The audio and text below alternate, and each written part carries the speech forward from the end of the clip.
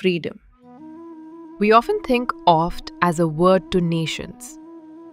But for some, it's the freedom to breathe without pain, to sleep without tear, to live without limits. Namaste, this is Neeta Seni.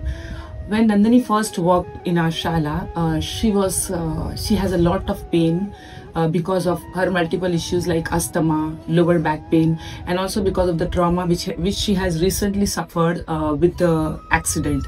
And then slowly she recovered with that complete surrender. She developed that trust in the process, and when someone develops that trust in the process, yes, that faith will result into a recovery soon. And then that happened. Then she took this same thing as a hobby, and then slowly how hobby has become the profession, the information to the people. Also, that reminds me of one sutra or one frame, yad bhavam tad bhavati, what you believe you become. And she truly now stands tall with that phrase. Namaste. One day in the family gatherings, I asked Nandini once, amidst a lot of other discussions, what is yoga?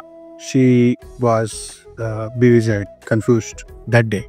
But that day to today, the journey of her transformation, that self-realization from somewhere to a greater height. I've seen the tears behind her smiling face, and I've also seen the courage and the braveness behind the smiling face. In the world of uncertainty, while we were in the COVID days, she felt hesitant, but we all were there to give her the confidence and to tell her that yes, she can do it. That yes, this world needs to get healed, and she trusted her own self journey, the courage and the strength she has. And today she gives others the hope to start their self-healing journey. I would like to say something about Nandini. I met her in March. She came to me, and that time, like when I saw her, she was facing the toughest time of her life. And then she only asked me, Didi, I want to join your pranayama classes. She fought with her all the issues. When she does her pranayama, I can see that positivity in her eyes. All the best, Nandini. You are really a very beautiful person to witness. You have just heard about my story from the people who saw me fall, break and rise again.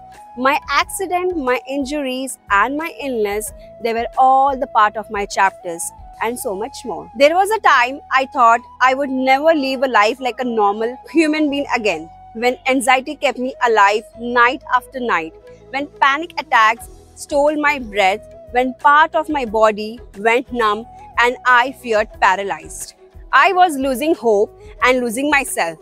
And just when I thought I had found my feet again, life took me away back, the woman who was like a second mother to me.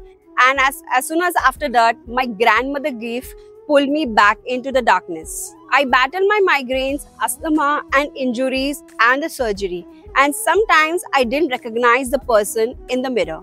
But yoga was the turning point for me. It didn't just heal my back or fix my posture. It changed the way of my thinking, it calmed my mind and gave me the strength to stand up again.